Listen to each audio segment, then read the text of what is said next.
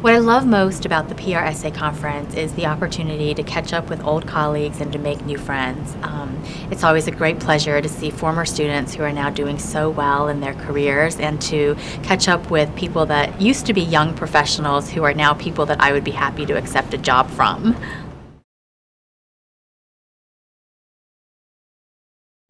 The most important thing about the business case for PR is that it all comes back to research, it all comes back to measurement. One of the things that I try to explain to my students is you can't go into public relations just because you like people. You actually are going to have to do math, that big M word that a lot of PR people avoid. You can't do return on investment until you can do measurement, and measurement means math.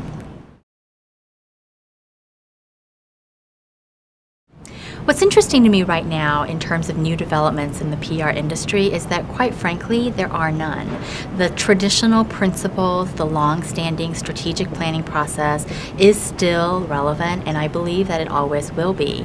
Many people now, in my opinion, are kind of caught up with the fancy new toys of new media, social media, and really new toys are always great, but at the end of the day, you still have to clean your room.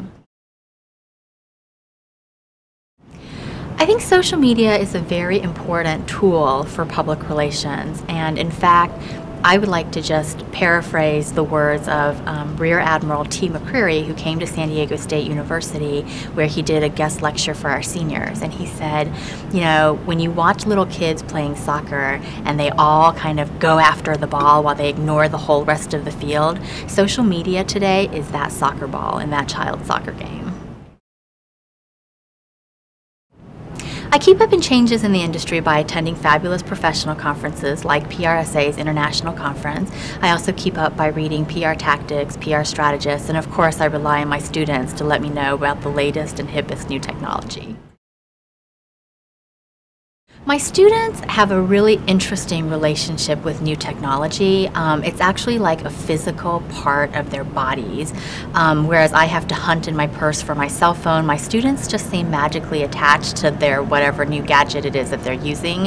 And so that's really interesting to me to see how the younger generation has this different relationship with technology. And I think that public relations practice in the future is going to have to accommodate that relationship.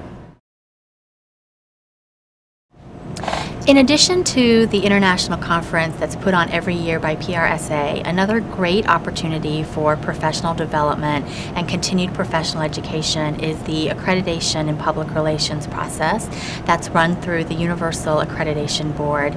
I've been on the Universal Accreditation Board for a few years now at the national level, and I've also served locally as an APR chair, and I really see the difference that preparing for that credential makes for practitioners who really want to kick their game up to the next level.